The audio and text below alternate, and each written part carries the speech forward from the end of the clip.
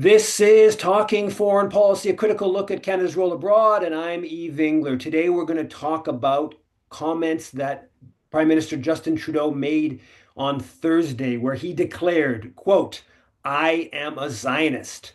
Amidst the incredible slaughter in Gaza, Israel's violence in the West Bank and across the region, Canada's outgoing Prime Minister endorsed this settler colonial project that's been ethnically cleansing Palestinians for over 75 years now.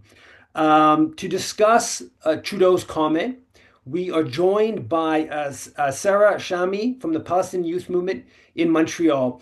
First of all, thanks a lot for coming on Talking Foreign Policy.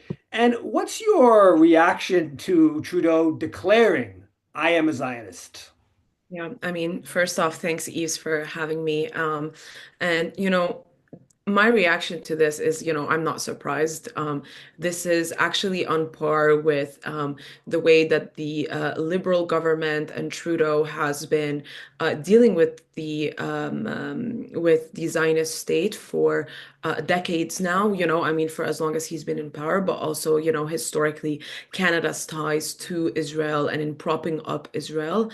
In the past 16 months, we saw Canada diplomatically and politically support and offer Israel that support that it needs to be able to continue to, you know, uh, gen essentially do a campaign of genocide against the Palestinian people in Gaza.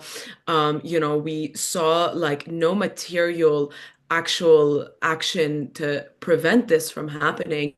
We saw, motions that were completely symbolic and non-binding in the General Assembly of the United Nations that were passed by Canada that were actually used to kind of just quell the movement and tell people, look, we did this motion that's non-binding and completely symbolic and has no actual material impact on Israel's ability to continue to massively genocide Palestinians in the Gaza Strip.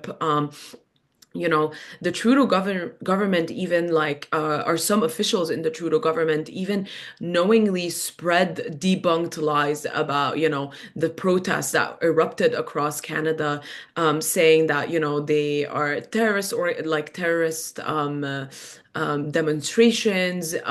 They essentially helped set the tone for what we are now seeing, which is, crackdown across the country for people that speak up against Israel or criticize Israel. I mean, this, right? Like you saw how this happened firsthand, and we're seeing the Zionist lobby take advantage of this. So in sum, I'm not surprised at all. This makes complete sense. We've known that that Trudeau is a Zionist. We know that Canada is a partner in Zionism, and therefore a partner in this genocide that we've all seen unfold in front of us for the past 16 months. Yeah, Canadian, arms, speeding up arms sales to Israel, permits for arms sales after all the charity money raised to support projects in Israel, the solidarity missions that Melanie Joly, Foreign Minister Joly, made to Israel, intelligence sharing that Canada's doing with Israel, all that stuff is obviously part of assisting Israel's genocidal campaign. Nonetheless, that as he's going out to make this bold declaration, "I am a Zionist," I think is really speaks to the fact that he's a maybe a true believer. It's not just a political calculation that leads him to assisting the crimes of Israel. Now, kind of tied into that, we're seeing that Israel is stopped about a week now. I think they blocked all food entering Gaza, other products.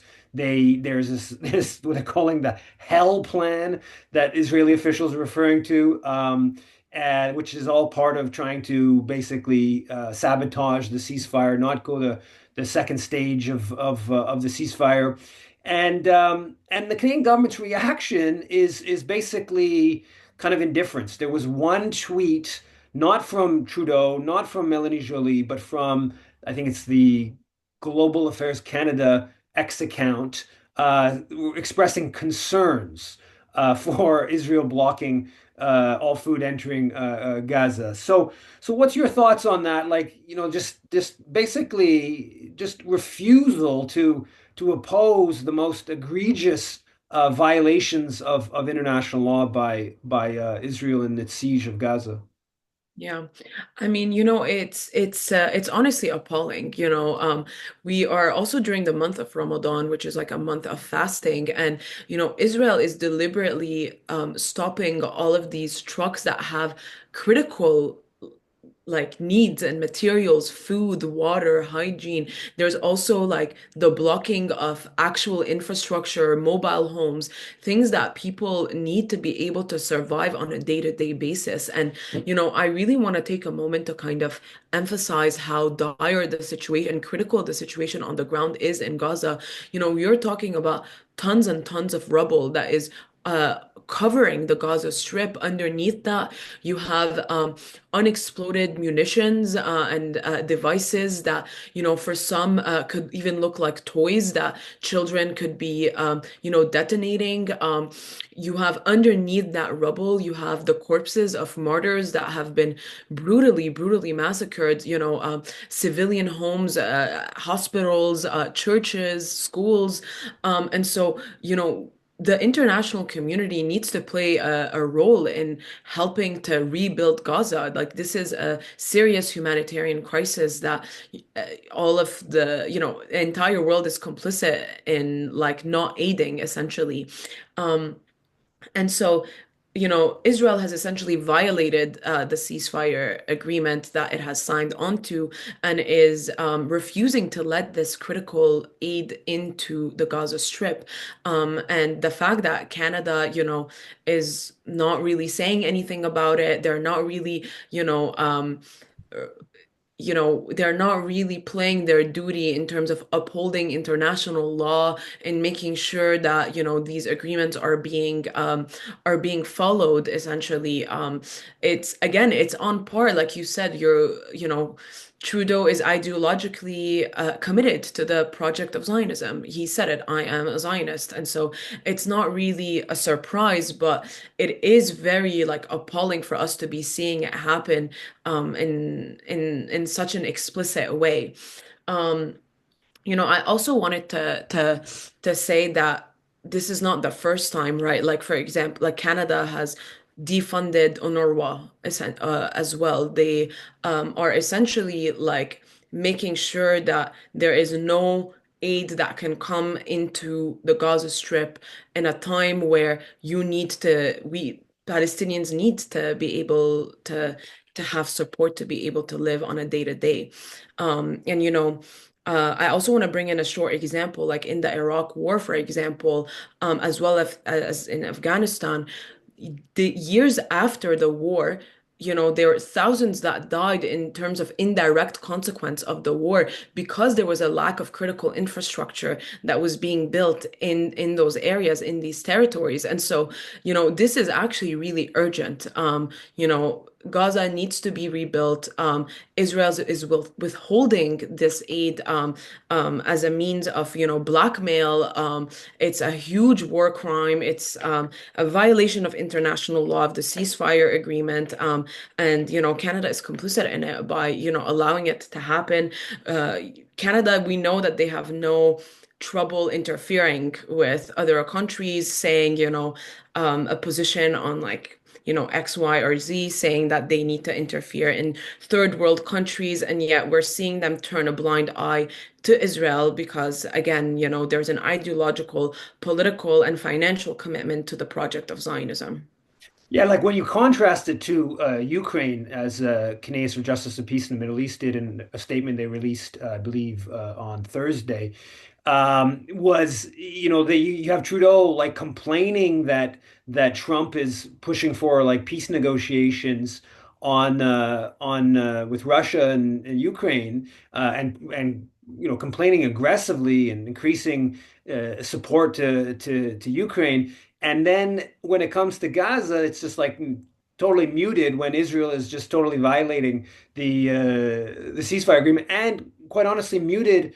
I mean, Jolie, a little, the most mild criticism of Trump's totally, mad plan to ethnically cleanse and take over Gaza that Trump was musing about on multiple occasions. But it's just to contrast this sort of position where give billions and billions of dollars of weapons to the Ukrainians to fight, and simultaneously we define anyone who has anything to do with opposing Israel as a terrorist organization, like they did with Samidun. The Trudeau government did a few months ago with Samidun here, a grassroots group that stands up for Palestinian political prisoners. Now, Trudeau made his this comment of "I'm a Zionist." The slightly longer quote was, "No one in Canada should ever be afraid to call themselves Zionists. I am a Zionist." Now, the word "afraid" is a complicated one. Should people be afraid in the sense that they'll be killed for calling themselves Zionists? No, but should people be afraid socially? That's a very, important distinction there. Should people be afraid to, call themselves a racist? Maybe they shouldn't be killed for that, but they certainly should be socially marginalized for doing that.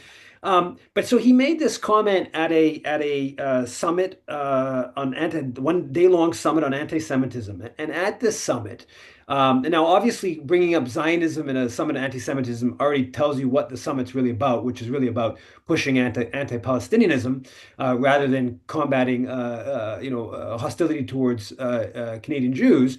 But at this summit, they announced $10 million purportedly to combat anti-Semitism.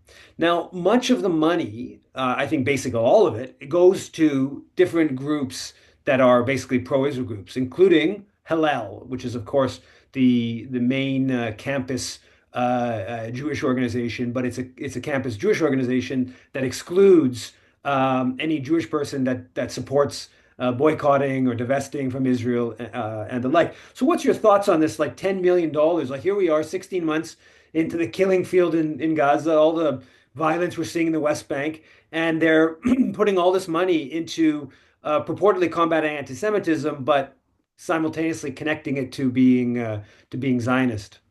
Yeah. I mean, the reality is that, people are not afraid to call themselves a Zionist. They're empowered to call themselves a Zionist by the government. I mean, this is what Canada is saying. They're saying, we're going to give you $10 million, right?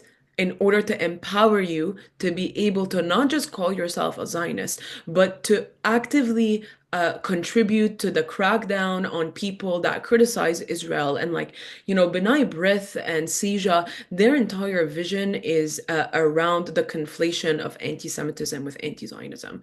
This is what their vision is. And they're able to accomplish this through a variety of different means, through like through lobbying, through the IHRA, by using, the Hillel as a campus group that, essentially attacks pro-Palestinian students, Palestinian students and groups by saying that, they are anti-Semitic if they say, we want to stop to the genocide. And so it's honestly kind of ridiculous when you think about, the fact that they're investing this much money in being able to protect Zionism from being able to exist. And the reason, that I'm framing it in this way, which is they're protecting its ability to continue to exist, is that, I I believe that, Zionism is in crisis. It's in crisis in Israel and it's in crisis internationally. It's in crisis here in Canada. Over the past 16 months, we saw hundreds of thousands of people, erupt into protests from coast to coast. In Montreal, we had weekly protests for over a year. People were taking to, like sometimes more, like multiple times a week. We saw people that had never come out for Palestinian protests before, like the everyday Canadian that was genuinely appalled by the fact that Canada was playing a role in this genocide. And people didn't even just, I won't like at the beginning, people were chanting for a ceasefire, but very quickly, people started chanting for an arms embargo, right? And then for lifting the siege on Gaza. Like, this is the way that, the consciousness, the level of consciousness of Canadians across Canada has really risen in the past 16 months. And so this $10 million is actually a way of safeguarding Zionism's ability to continue to exist on a social level, like you said. For sure, on a political level, it will, continue, Canada will continue to protect its interests. But, socially, we've seen that, Zionism is starting to become taboo. It's no longer acceptable to say, I'm pro-Israel when Israel has just executed a genocidal campaign that has killed, we don't even know how many people it's killed. They've killed during this genocide because we haven't been able to remove the rubble in order to be able to count the number of people that have actually died. And so, this is actually an investment in the Zionist project. And Hillel has been playing a very big role on campuses in terms of essentially criminalizing the students that criticize the state of Israel for, executing this genocidal campaign and for saying we don't want our tuition money to go into weapons companies. Concordia and McGill invest in weapons companies like in Lockheed Martin, in Airbus, in companies that are explicitly like and openly contributing to the arming of Israel and its ability to drop F-35 bombs or to fly F-35 jets over the Gaza Strip to be able to drop bombs on them, so this is what the students are saying. They're saying we don't want our tuition money to go to this. And Hillel has been attacking them for calling them anti-Semitic for saying something that I think is very reasonable and that the average students, I mean overwhelmingly the students have agreed on. And we just have a snapshot of that at Concordia about a month ago now. The General Assembly, it was 885 to 58. 885 to 58 in support of two different resolutions around BDS and the university severing ties with Israel. And the pro-Israel, there's this fund, outside fund that funds one of the pro-Israel Jewish organizations on campus, and they tried to mobilize against it, and still the turnout was just so overwhelming. Meaning, of course, probably almost certainly there were more Jewish Concordia students that voted in favor of the resolution than voted against. So the Hillel and stuff represents a even diminishing element of the Jewish student population. Now the one thing kind of in this context of sort of Zionism being challenged and threatened kind of all over, which I think is increasingly true, a sort of small little example of that recently has kind of come up in the news, which is in this small town about an hour north of, I never heard of it, an hour north of Toronto called Georgina. It apparently has a beach called the Balfour Beach, so named after Lord Balfour, which of course the crass expression of colonial thought, where he granted European Jewry Palestine to be their homeland. They've been trying to push to rename Balfour Beach to Gaza Beach, and some of the Zionist groups are all panicking about this. I guess, yeah. So, what's your kind of like comment or thoughts on this small little campaign in terms of questioning the history of European Zionist dispossession of Palestinians? Yeah, I mean, I think, I mean, this is the first time I hear of this story. So it's quite interesting. I think, I honestly think this speaks to the level of consciousness that we're seeing, like in the everyday people. Like, I think like we're seeing people that are connecting dots that, were previously like they were not mainstream, right? Like it was not mainstream for people to be questioning the role of Canada in the creation and even in the propping up of the Zionist project. And more we're seeing people that are, connecting these dots that are saying like, we we ref like they're essentially like calling this out. I also think the fact that they're calling it, is it the Gaza Beach? Is that what they're calling it? Yeah. I think that's a really cool nod as well because, we're seeing even like during the student intifada, like people that were renaming like liberated zones, for example, and stuff. After martyrs, the names of martyrs like Hinds Hall in Columbia University, I believe.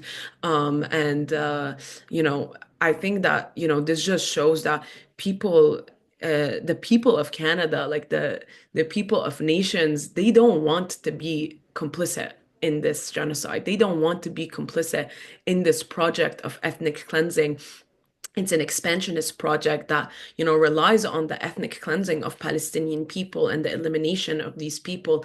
And, the overwhelming majority of the Canadian people, they don't want to be complicit in this.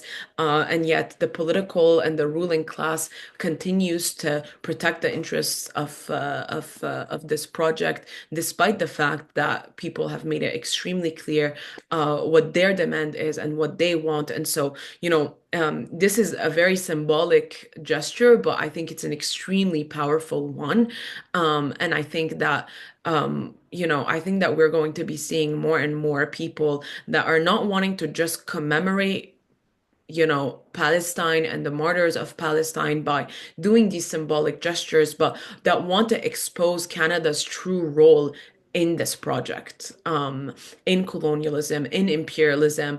No more positioning Canada as this, kind, gentle neighbor to America or to the United States, but actually it has a direct role to play in upholding imperialist aggression, not just in the Middle Eastern region, but across the world. And it looks like people are ready to expose that. Yeah, and just a little historical anecdote. There were, first of all, the Balfour Declaration, because Canada's foreign policy was still British controlled at that point. Canada was considered to have adhered to the Balfour Declaration, but also helped realize it, right? There were Canadians. There was a General Dobell McPherson who was involved and led two campaigns to try to conquer Gaza for the British in 1917. And then there was about 400 Canadians that fought with Allenby later in 1917 that succeeded in conquering. So Canada does have, real material contribution to the realization of the Balfour Declaration. So certainly changing the name of a beach is would be, I think, important in that to sort of mark a shift in that direction. Unfortunately, we have a prime minister that is still 108 years later from the Balfour Declaration, still declaring themselves Zionists. So we have a lot of work to do. But thanks a lot for coming on, talking foreign policy. And people Sarah's with the Palestinian Youth Movement in Montreal, and the Palestinian Youth Movement has been right at the forefront of challenging Canada's role in dispossessing Palestinians. Thanks a lot for coming on Talking Foreign Policy. Thank you, Eve.